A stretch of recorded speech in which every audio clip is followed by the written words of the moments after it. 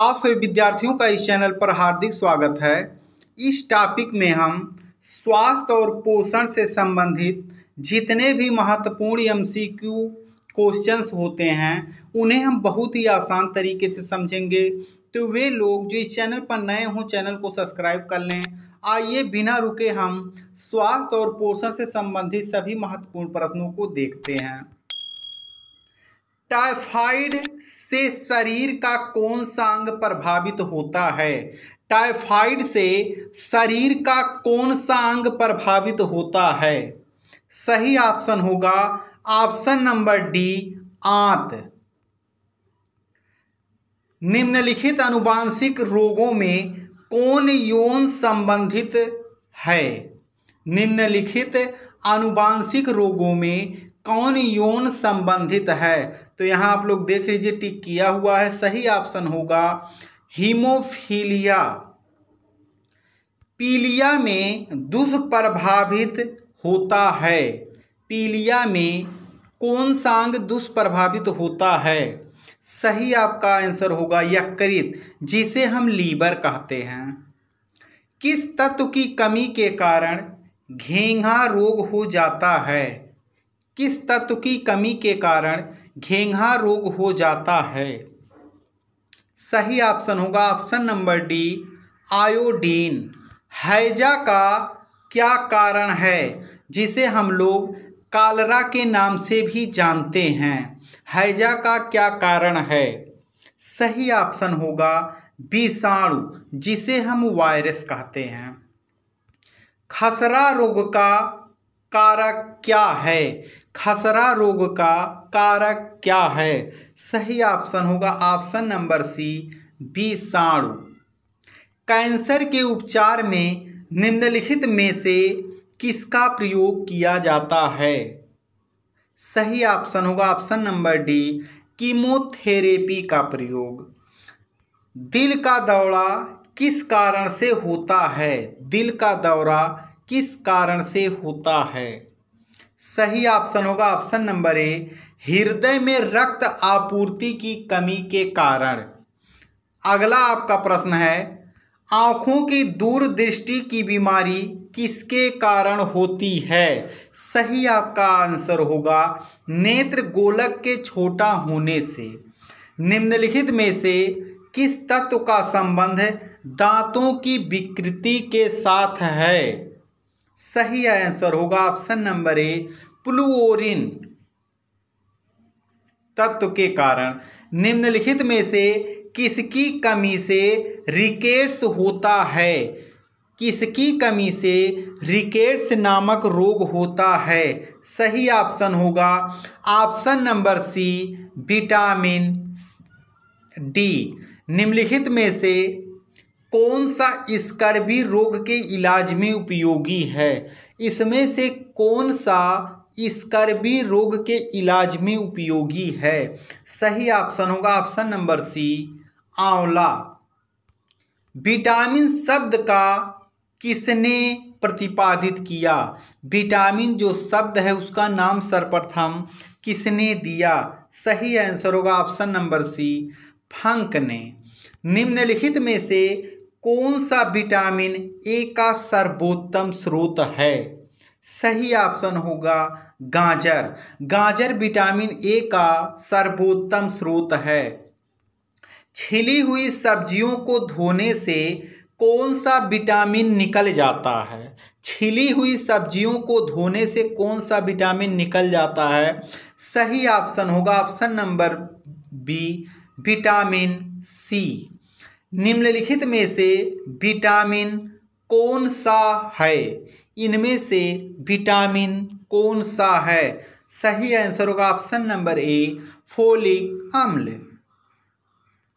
Vitamin E का महत्वपूर्ण स्रोत निम्नलिखित में से कौन है? सही ऑप्शन होगा ऑप्शन नंबर सी, गेहूं और अंकुर का तेल विटामिन ए का महत्वपूर्ण स्रोत है। मानव शरीर में रक्त का थक्का किस विटामिन से बनता है? सही ऑप्शन होगा विटामिन डी के वजह से शरीर में रक्त का थक्का बनता है। विटामिन ई विशेषकर किसके लिए महत्वपूर्ण है? सही ऑप्शन होगा ऑप्शन नंबर ए, लिंग ग्रंथियों की सामान्य क्रिया में। मछलियों के यकृत के तेल में किसकी प्रचुरता अधिक होती है? सही ऑप्शन होगा option number C, vitamin D. निम्नलिखित में से कौन सा विटामिन जल में घुलनशील है? विटामिन सी, यह जल में घुलनशील है। कौन सा विटामिन प्रतिरक्षा प्रदान करता है? कौन सा विटामिन प्रतिरक्षा प्रदान करता है? विटामिन ई प्रतिरक्षा प्रदान करता है। विटामिन सी का रासायनिक नाम क्या है? विटामिन सी का रासायनिक नाम एस्कॉर्बिक अम्ल है। निम्नलिखित विटामिनों में से कौन सा शरीर में भंडारित नहीं होता है? सही ऑप्शन होगा option number C, vitamin D. निम्नलिखित विटामिनों में से किसमें कोबाल्ट होता है? किसमें कोबाल्ट होता है? विटामिन बी12 में। निम्नलिखित में से कौन सा विटामिन एक विटामिन ए का प्रचुरतम स्रोत है? विटामिन ए का प्रचुरतम स्रोत है। सही आंसर होगा आम।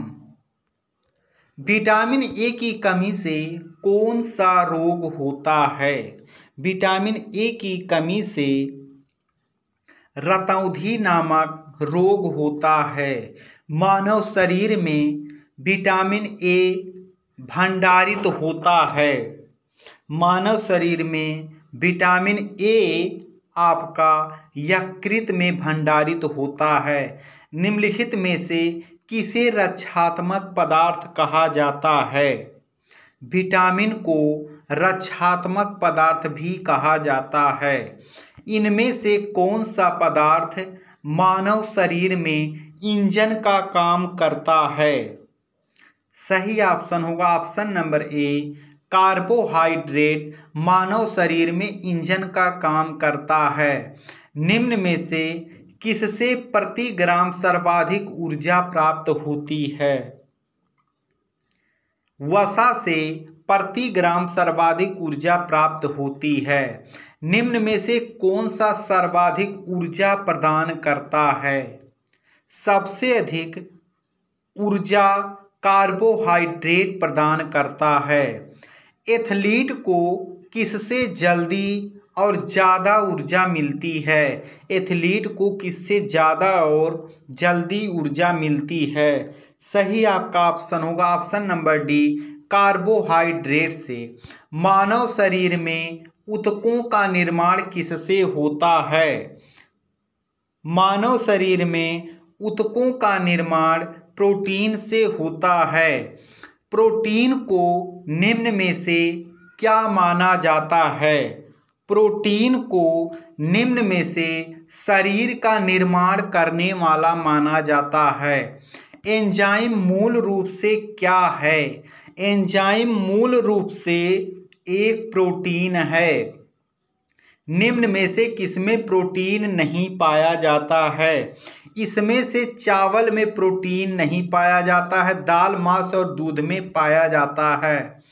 निम्नलिखित में से किसमें प्रोटीन सर्वाधिक पाया जाता है? सर्वाधिक प्रोटीन इनमें से सोयाबीन में सबसे अधिक पाया जाता है। निम्न में से किससे ऊर्जा प्राप्त नहीं होती है? इनमें से हमें विटामिन से ऊर्जा नहीं प्राप्त होती है। निम्न में से कौन सी शर्करा तत्काल ऊर्जा प्रदान करती है? तो इसमें से ग्लूकोज शर्करा जो होती है यह हमें तत्काल ऊर्जा प्रदान करती है।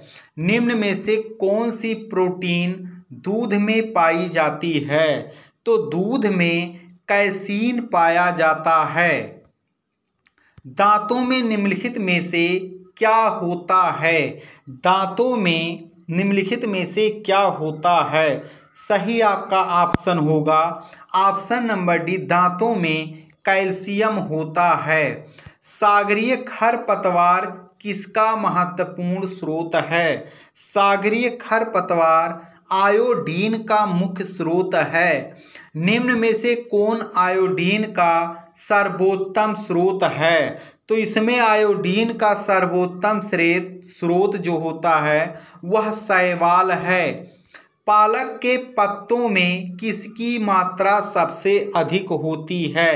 पालक के पत्तों में सबसे अधिक आयरन की मात्रा होती है। मनुष्य लोहा यानी आयरन, मनुष्य आयरन किससे प्राप्त करता है? मनुष्य आयरन सबसे अधिक पालक से ही प्राप्त करता है। किसमें भरपूर लौह तत्व पाया जाता है? इनमें से किसमें भरपूर लौह तत्व पाया जाता है? सही आपका आंसर होगा ऑप्शन नंबर बी, हरी सब्जियां। निम्नलिखित में से किसकी उपस्थिति के कारण दूध में मिठास आ जाती है? तो दूध में मिठास लैक्टोज के कारण आती है। केंद्रीय खाद्य प्रौद्योगिकी अनुसंधान संस्थान कहाँ स्थित है? केंद्रीय खाद्य प्रौद्योगिकी अनुसंधान जो संस्थान आपका है वह मैसूर में स्थित है, यानी कि कर्नाटक में।